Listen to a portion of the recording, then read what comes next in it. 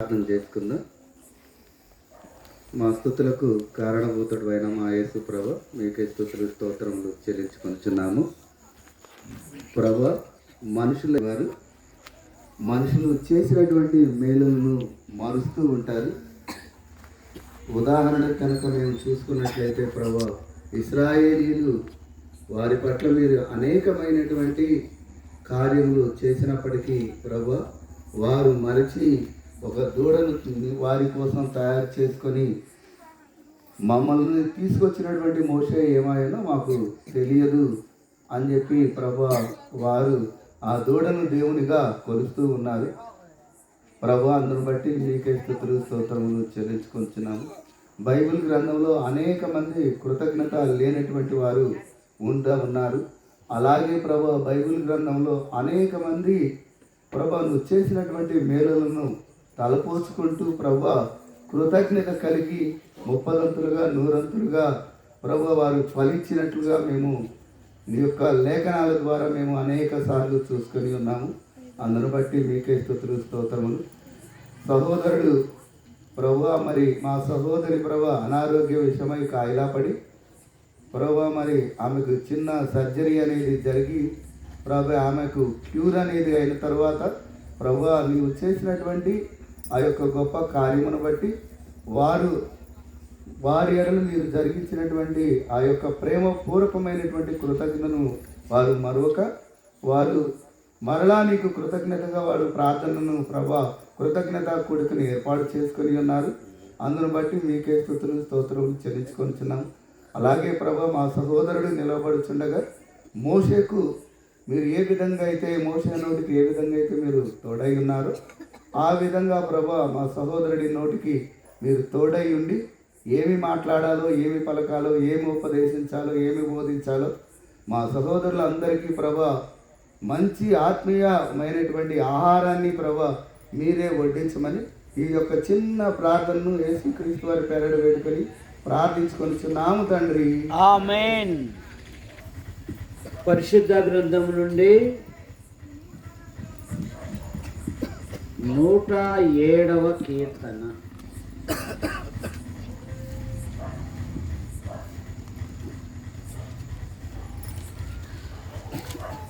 పరిశుద్ధ గ్రంథం నుండి 107వ కీర్తన మొదటి వచనం నుండి ప్రారంభం.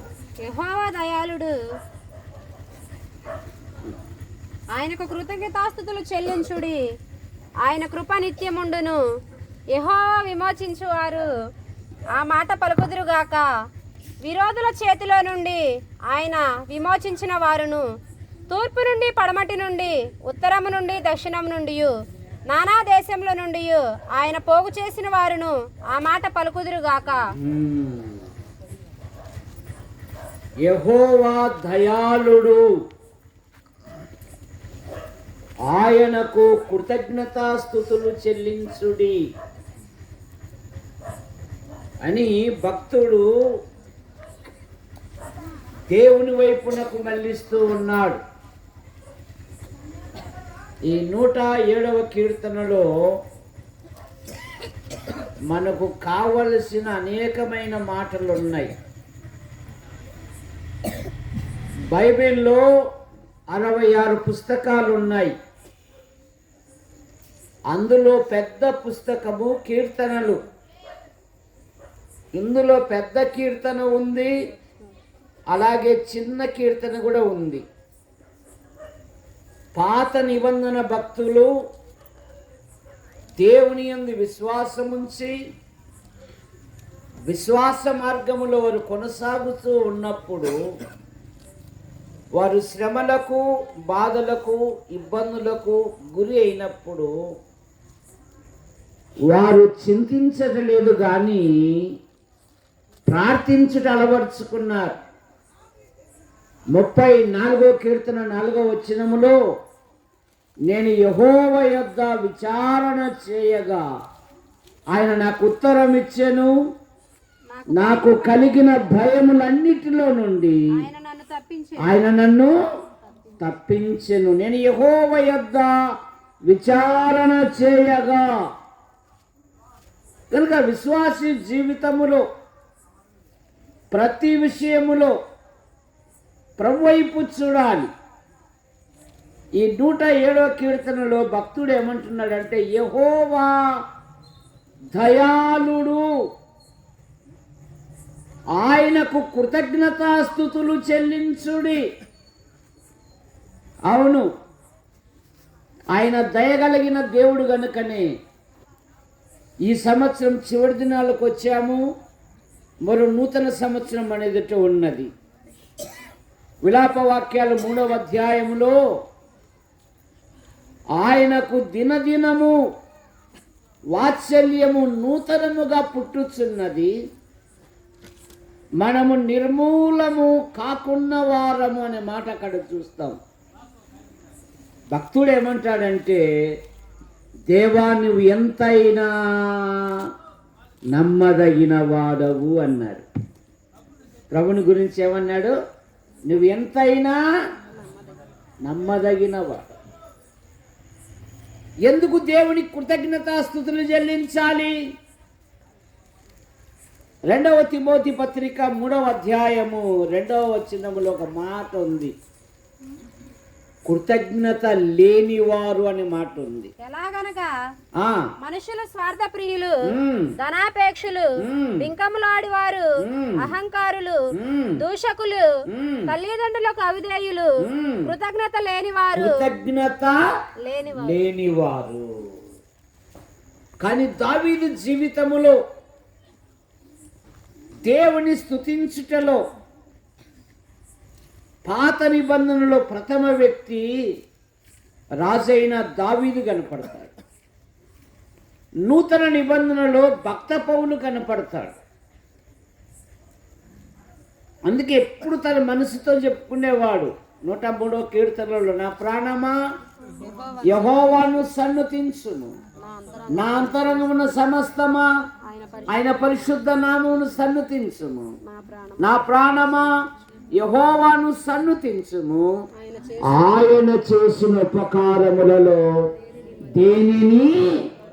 కానీ చాలా మంది హోషేయ గ్రంథం 13:6లో తర్వాత వారికి మేత దొరకగా వారు తిని తృప్తి పొంది గర్వించి నన్ను మరచిరి అనే మాట మనం చూస్తాం.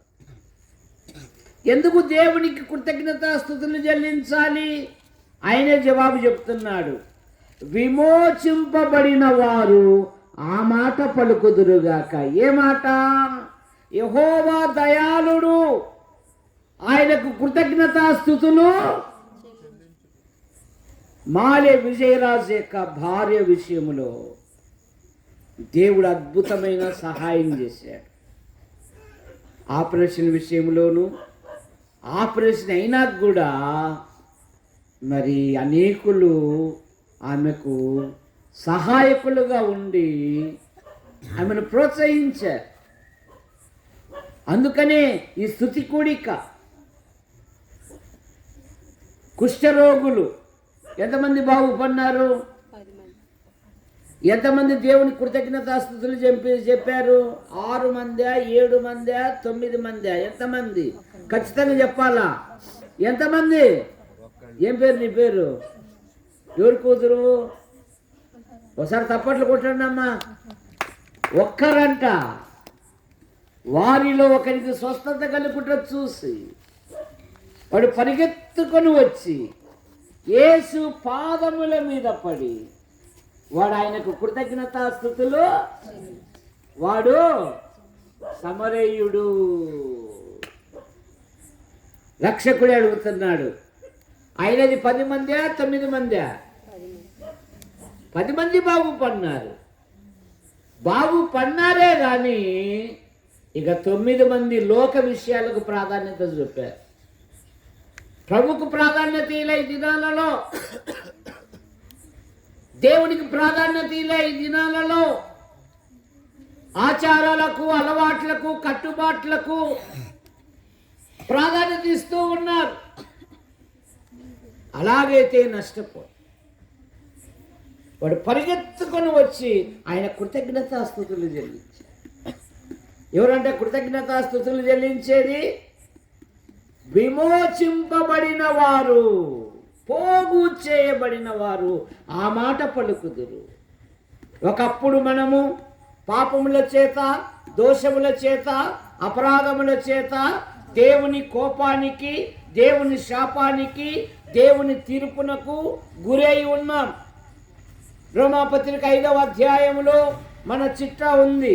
మనం పాపులమై ఉండగా, మనం శత్రువులమై ఉండగా, మనం భక్తిహీనులమై ఉండగా, శరీరం యొక్కయు మనసు యొక్కయు కోరికలు నెరవేర్చుకొనుచు దేవుని ఉగ్రతకు గురై ఉన్నాము. అందుకని మానవుడు కేక వేస్తున్నాడు, అయ్యో నేనెంత దౌర్భాగ్యుడను, ఇట్టి మరణమునకు లోనగు శరీరము నుండి నన్ను ఎవడు విడిపించును. మానవుల పాపముల నుండి, మానవుల దోషముల నుండి, మానవుల అపరాధముల నుండి భూమి మీద ఎవరు విడిపించలేదు. దేవుడే లోకమును ప్రేమించి యేసుక్రీస్తు నామములో భూలోకానికి వచ్చి మత్తయి సువార్త 20వ అధ్యాయము 28వ వచనములో మనుష్య కుమారుడు పరిచారము చేయించుకొనుటకు రాలేదు గాని పరిచర్య చేయుటకును అనేకులకు ప్రతిగా విమోచన క్రయధనముగా తన ప్రాణం ఇచ్చుటకు వచ్చాడు. ఆయన విమోచించాడు. కనుక రక్షించబడిన పిల్లలు, ప్రభువులలో పాలు పొందే పిల్లలు, విశ్వాసముతో కొనసాగే పిల్లలు ఆయనకు కృతజ్ఞతాస్తుతులు చెల్లిస్తారంట. ఎందుకు?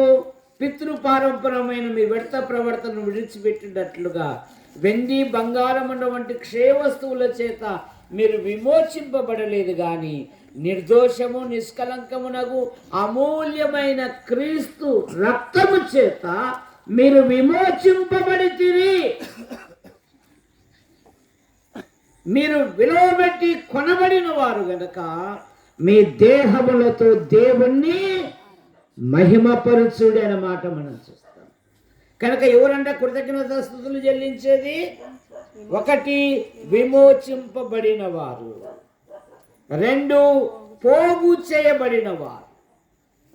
పేతురు పరిశుద్ధాత్మ పొందుకున్న తర్వాత దేవుని వాక్యాన్ని ప్రకటిస్తుండగా కొన్ని వందల హృదయాలు నరకబడిన వారై లోకము నుండి వేరై వీరు అపోస్తలుల బోధ యందును, సహవాసమందును, రొట్టె విరుచుట యందును, ప్రార్థించుట యందును ఎడతెగక పోగు చేయబడిన వారు, ప్రత్యేకింపబడిన వారు, లోకము నుండి, లోక పద్ధతుల నుండి, లోక కట్టుబాట్ల నుండి.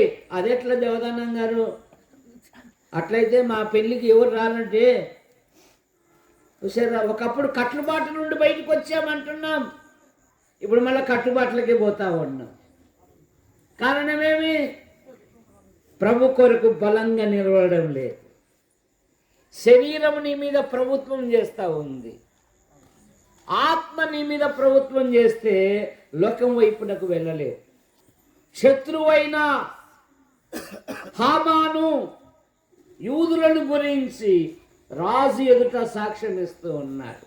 రాజుగారు మీ సంస్థానములో ఒక జాతి వారు చెదరి ఉన్నారు, వారి విధులు సకల జనుల విధులకు వేరుగా ఉన్నవి. బిలాము ప్రవచిస్తూ ఆ జనం ఒంటిగా నివసించును అనే మాట మనం చూస్తాం. దేవుడు అన్న నిర్గమకాండములో సమస్త జనములో నుండి నేను నిన్ను ప్రత్యేకపరుచుకున్నాను. కనుక పోగు చేయబడిన వారు ఆ మాట పలుకుదురు. 3వ మాట ఎవరంట ఆయన కృతజ్ఞతాస్తుతులు చెల్లించేది? విడిపించబడిన వారు. 107వ కీర్తన 6వ వచనం. 107వ కీర్తన యెహోవాకు మొరపెట్టిరి, కష్టకాలమందు వారు యెహోవాకు మొరపెట్టిరి, ఆయన వారి ఆపదలలో నుండి వారిని విడిపించెను. వారొక నివాసపురము ఆయన వారిని విడిపించెను వారి ఆపదలన్నిటిలో నుండి.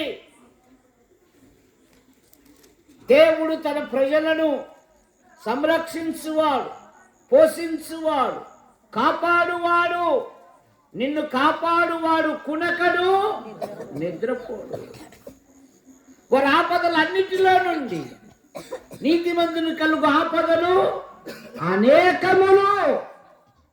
వాటన్నిటిలో నుండి యెహోవా వానిని తప్పించును లేదా విడిపించును. వాడు పడిన ప్రతి శ్రమలో, అందుకని యోసేపుని గురించి ఒక శ్రేష్టమైన మాట ఉంది. అపోస్తుల కార్యాలు 7వ అధ్యాయము 9వ వచనములో, అపోస్తుల కార్యాలు 7:9 ఆ గోత్రకర్తలు మత్సరపడి యోసేపును ఐగుప్తులోనికి పోవుటకు అమ్మివేసిరి. దేవుడు అతనికి తోడై ఉండి అతని శ్రమలన్నిటిలో నుండి తప్పించి దయను జ్ఞానమును ఐగుప్తు రాజైన ఫరో ఎదుట అతనిని అనుగ్రహించినందున ఐగుప్తునకును తన ఇంటికంతటిని అధిపతిగా నియమించెను. అతని శ్రమలన్నిటిలో నుండి తప్పించి. కనుక విడిపించబడిన వారు ఆ మాట పలుకుదురు. ఏ మాట? యెహోవా దయాళుడు, ఆయనకు కృతజ్ఞతాస్తుతులు చెల్లించుడు. 4వ మాట, నడిపించబడిన వారు ఆ మాట పలుకుదురు. 107వ కీర్తన 7వ వచనములో, వారొక నివాసపురము చేరునట్లు చక్కని త్రోవను ఆయన వారిని నడిపించెను. ఏబి మాసిలామన్ గారు 100 సంవత్సరాల కిందట ఒక శ్రేష్టమైన పాట రాశారు. నడిపించు నావా నడి సాంద్రమున దేవా, నవ జీవన మార్గమున నా జన్మ తరింపా. నడిపించు నావా రాత్రంతయు శ్రమ పడినా రాలేదు ప్రభు జయము, రహదారులు వెదకినను రాదాయని ప్రతిఫలము.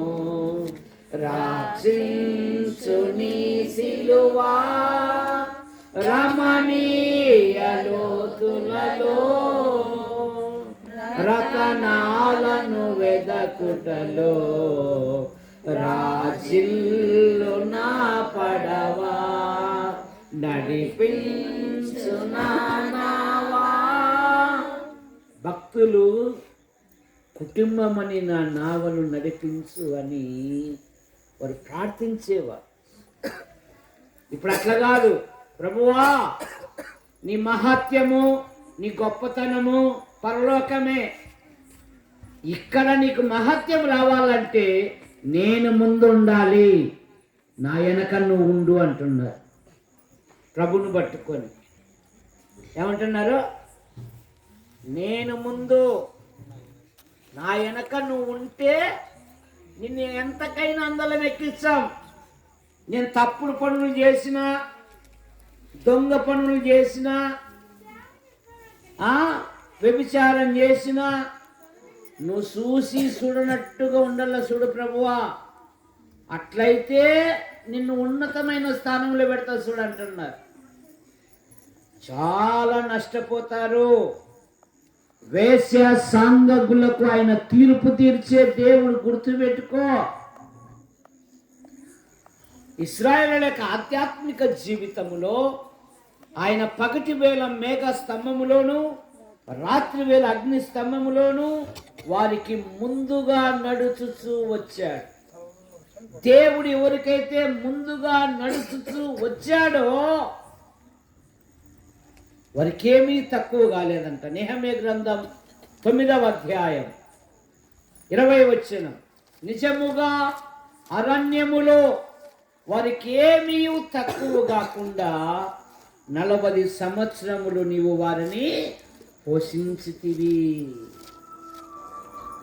నీ ఆధ్యాత్మిక జీవితములో మీకా గ్రంథం 2వ అధ్యాయము ఆఖరి వచనంలో ఏముందంటే, ప్రాకారములను పడగొట్టువాడు వారికి ముందుగా పోవును, వారు గుమ్మములను పడగొట్టి దాని ద్వారా దాటిపోదురు, వారి రాజు వారికి ముందుగా నడుచును, వారి రాజు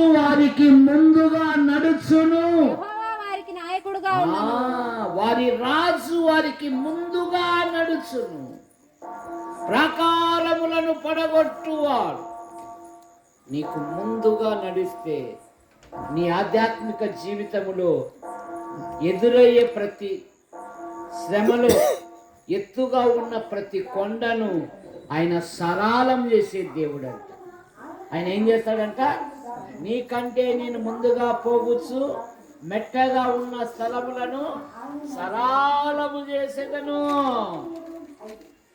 మన రాష్ట్ర ముఖ్యమంత్రి గారు ఒక ప్రాంతానికి రావాలంటే ఆయన ఉన్న పాటును రాడు.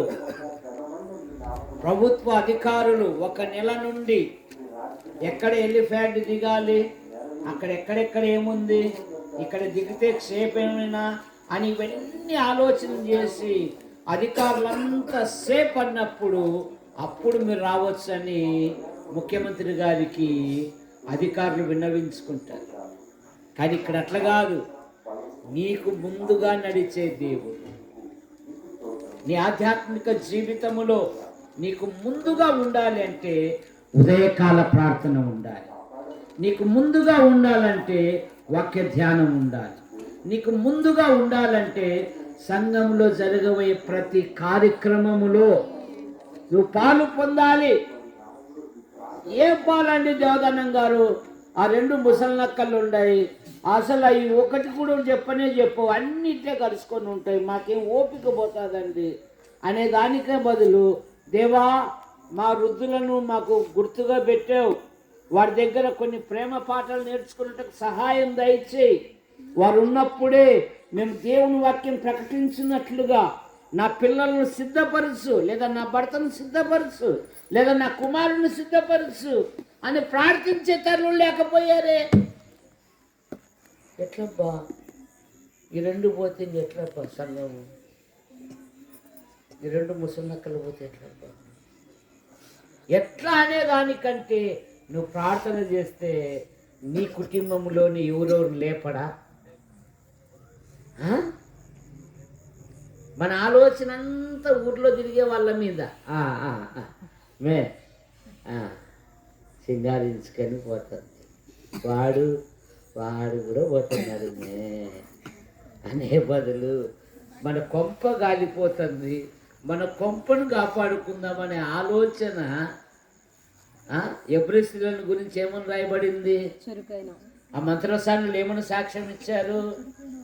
రాజుగారు ఎబ్రీ స్త్రీలో ఐగుప్తు స్త్రీల వంటి వారు చురుకైన వారు. పల్నాడు నాగమ్మ అంటున్నాం, పల్నాడు పౌరుషం అంటున్నాం. మరి పౌరుషం ఎక్కడ పోయింది మన దగ్గర? మరి రాయలసీమ పౌరుషం లేదు, మరి పల్నాడు పౌరుషం కదా. మరి ఒక్కరిని తయారు చేయలేకపోయేవాడు. యునీక్ చూడు, వాళ్ళ అమ్మ అవ్వ తల్లి కలిసి తిమోతిని ఒక మంచి పేరు కలిగిన వ్యక్తిగా తయారు చేసి పౌలుతో పాటు పట్టారు. సరే, అవ్వ తల్లి కలిసి దేవుని పనికి యవనములో తిమోతి 2 సంఘాల సహోదరుల చేత మంచి పేరు పొందినవాడు అంట. మరి మన పిల్లలు మనం ఎక్కడ ఉంటున్నాం? మేమండి యోహాను గారి సేవ ప్రారంభించినప్పటి నుండి మేము ఉన్నామండి. మంచిదే, చెట్టి పేరు చెప్పుకొని కాయలు అమ్ముకునే రకం కాదు. నా కొడుకు నిలబెట్టానండి దేవుని పని కొరకు, అది నిలబెట్టాలి. జమా కాదా?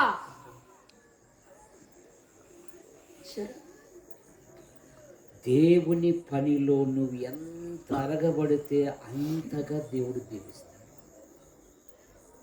మాల జనార్దన్ రావు గారు తన కూతుర్ని ఇచ్చేటప్పుడు ఇలాంటి వీధులైటి కింద చిన్న గోన సంచి పరుచుకొని పండుకుండేవాడు. ఏ ఆధారం లేదు. ఆయన విశ్వాసంతో తన కుమార్తెని ఇచ్చాడు. ఆమె ఈ రోజు కానీ నాకు జరగలేదు అని కన్నీళ్ళు కూడా పెట్టుకోండి ఈ రోజు వరకు. ఇష్టపడి ఆమెకు ఒక రోజు కూడా చీర కొనుక్కపోయి కొనిలే. కానీ కుటుంబం కొనసాగుతానే. ఒక కుమారుడు, ఆ కుమారునికి ఒక భార్య, కుమార్తె. కుమార్తెకి పెళ్లి చేస్తే మాకు ఒక హ్యాపీ అయిపోతుంది. విశ్వాసంతో ప్రతిదానికి నేను ప్రార్థన చేస్తే, నేను వాక్యం చెప్తే, నేను పాట పాడితే మళ్ళీ ఏమన్నా అనే ఆలోచన అనేది ఉండకూడదు. నేను ప్రభు కొరకు చేస్తే ప్రభు నా అవసరాలు తీరుస్తాడు. ఇది ప్రభు పని, మనుషుల పని కాదు.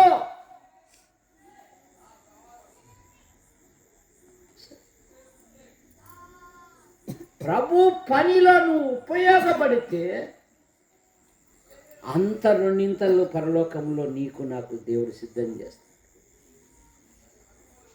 5వ మాట, ఆయన తృప్తిపరచు దేవుడు. 107వ కీర్తన 9వ వచనం, ఏలయనగా ఆశగల ప్రాణమును ఆయన తృప్తిపరచి ఉన్నాడు. ఆయన తృప్తిపరచు దేవుడు. దావీదు దేవుని హృదయానుసారుడు. కన్న కుమారుడే కత్తి పట్టాడు.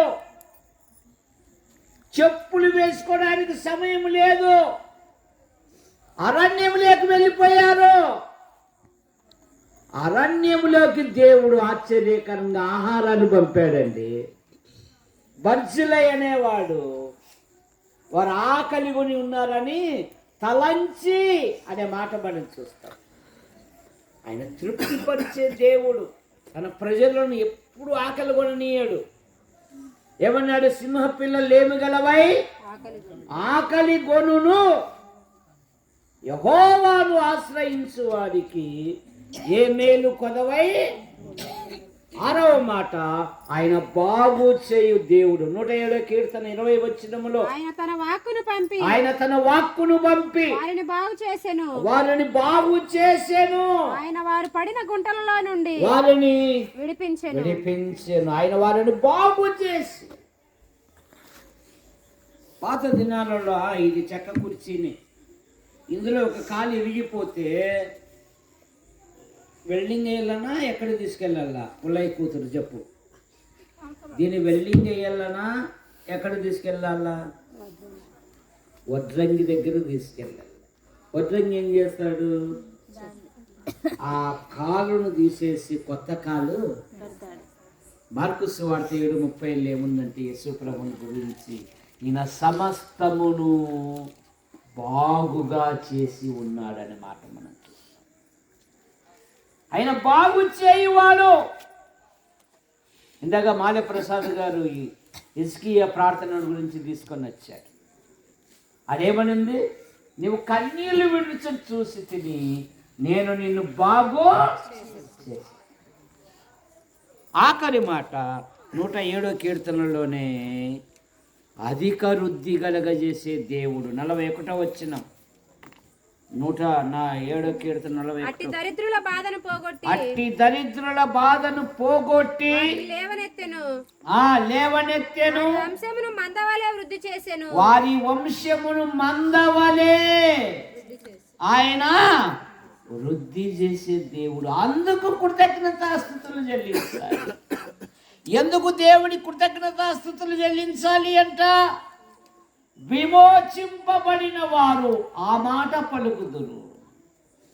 ప్రకటన గ్రంథములో మా విమోచకుడైన మా ప్రభు అయిన యేసుక్రీస్తుకు అని 24 పెద్దలు తమ కిరీటములను పడివేసి ఆయనను ఆరాధించారు. విమోచింపబడిన వారు ఆ మాట పలుకుదురు. పోగు చేసిన వారు ఆ మాట పలుకుదురు. విడిపించబడిన వారు ఆ మాట పలుకుదురు, నడిపించబడిన వారు ఆ మాట పలుకుదురు, తృప్తిపరచబడిన వారు ఆ మాట పలుకుదురు, బాగు చేయబడిన వారు ఆ మాట పలుకుదురు. వంశాభివృద్ధి కలగజేసిన కుటుంబీకులు ఆ మాట పలుకుతారంటే ఏ మాట? యెహోవా దయాళుడు, ఆయనకు కృతజ్ఞతాస్తుతులు చెల్లించు. ప్రార్థన చేసుకుందాం రండి. మనమంతా ప్రార్థన చేసుకున్నామండి. ఇంటి వారికి చేసిన మీరు గారములు అలపోసుకుంటే కృతజ్ఞతగా కోరిక నిర్వహించినారు కనుక మనము వారి కుటుంబకు చేసినటువంటి మేలుల కొరకు ప్రార్థన చేద్దాం. ప్రార్థన ఆలకించే దేవుడు, ఆలకించే ఊరుకుండేవాడు కాడు, తగిన కాలంలో సహాయం చేసే దేవుడు కనుక ఈ ఉదయకాలం ఈ సమయంలో నాయన ప్రార్థిస్తున్నాం.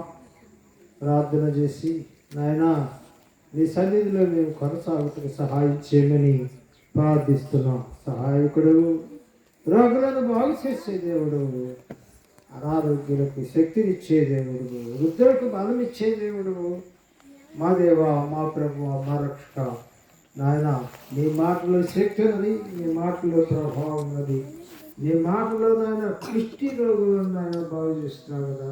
మాట మాత్రమే చదవమని సదనాధిపతి అడుగుతున్నాడు. నీ మాటలో శక్తి ఉన్నది, ప్రభావం ఉన్నది, నీ ఉమ్ములో కూడా శక్తి ఉన్నది ప్రభు.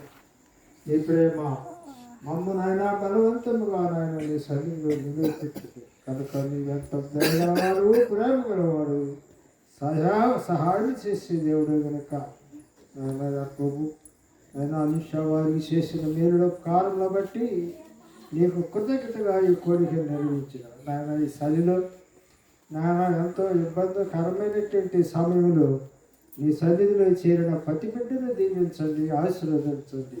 ఎన్న మాటలు నాయన హృదయంలో భద్రపరచు, 30 విలువ 60 విలువ 100గా ఫలించే భాగ్యాన్ని దయచేయమని నాయన వారి బిడ్డలను, వారి నాయన భర్తలను, వారి కుటుంబాలన్నిటిని యెహోషువ ఆ కుటుంబం వాళ్ళే నాయన ఉంటకు సహాయం చేయమని ప్రార్థిస్తున్నాం. ఆ సమయంలో ఎన్న మాటలు హృదయంలో భద్రపరచు, అనేక చేపట్టుకు నాయన సామర్థ్యం కలిగి జీవించే భాగ్యాన్ని దయచేయమని యేసు ప్రభు నామమున అడిగి వేడుకొని ప్రార్థిస్తున్నాము తండ్రి. ఆమేన్. అందరూ వచ్చిన ప్రతి ఒక్కరూ మరి ఏంటమ్మా పలహారం, వచ్చిన ప్రతి ఒక్కరూ పలహారం తీసుకుని వెళ్ళాలని మనవి చేస్తూ ఉన్నా. పలహారమా